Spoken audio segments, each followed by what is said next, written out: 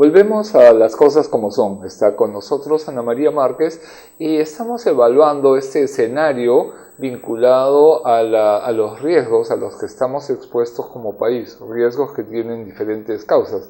Las que hemos visto en los últimos días están muy asociadas a factores climáticos, pero reconociendo el fenómeno natural, el riesgo depende también de cómo estamos organizados para enfrentarlo.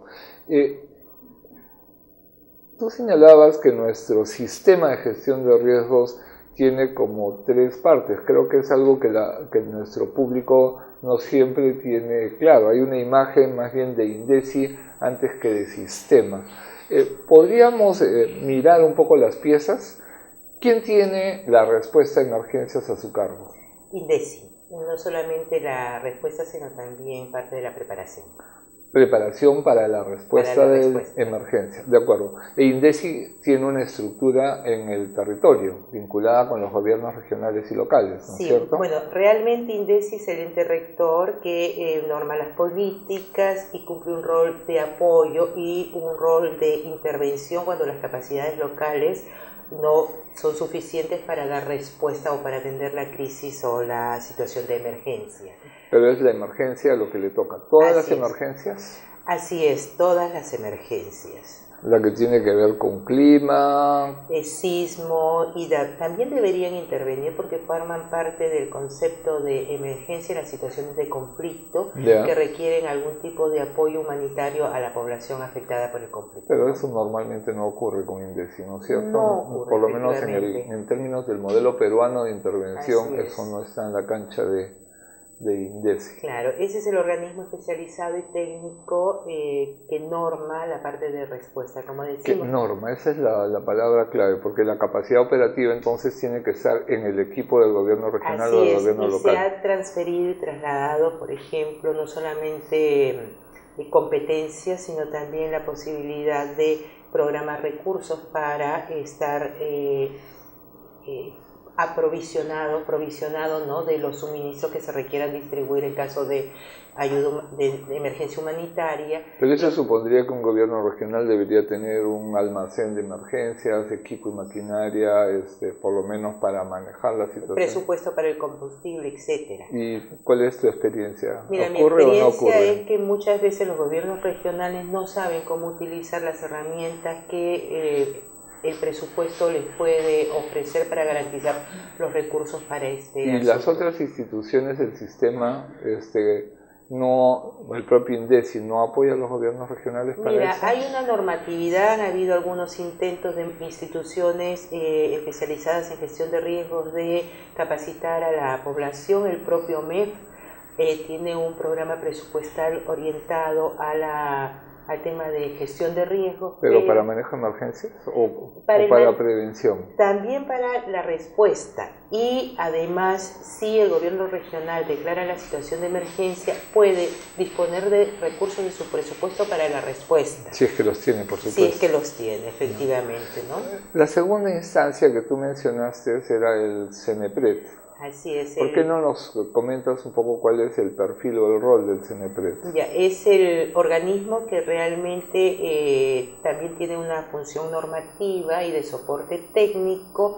Sabemos que tiene ahora personal de enlace en todas las regiones y su función es básicamente contribuir a la reducción del riesgo.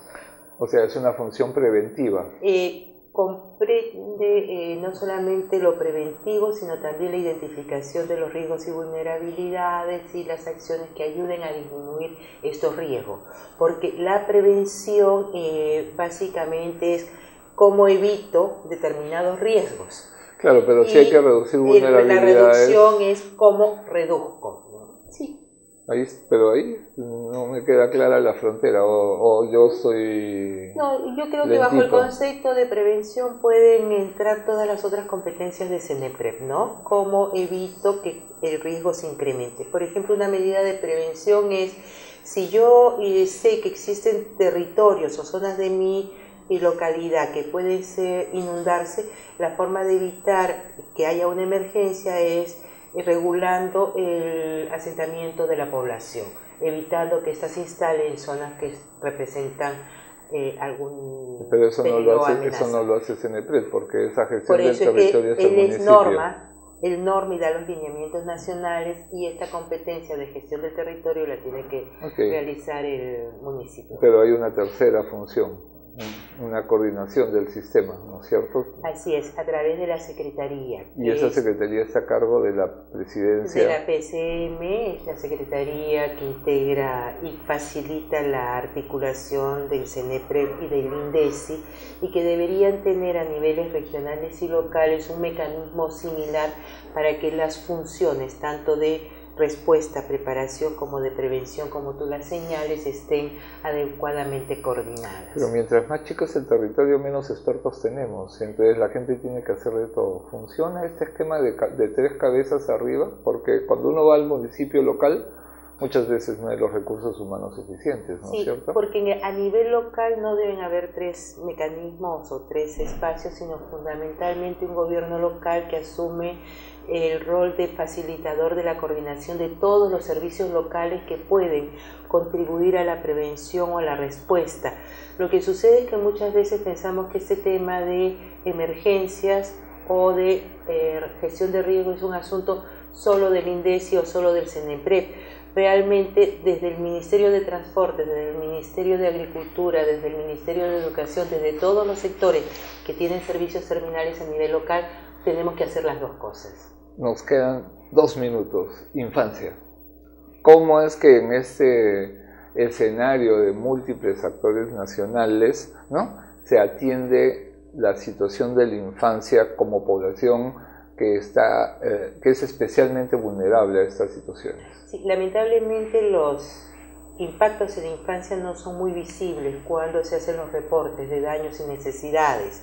Esa es una primera ventaja, no solamente las afectaciones a la infancia, sino a otros grupos vulnerables. No se mira que en la población hay niños y niñas y adultos mayores, que hay personas con discapacidad, que hay personas que requieren de repente por estar sufriendo una enfermedad crónica, algún nivel de atención especial durante la respuesta, ¿no? ¿Cómo hacer para corregir eso? Se están tratando de incorporar el enfoque de derechos de la niñez en los procesos de reducción de riesgos.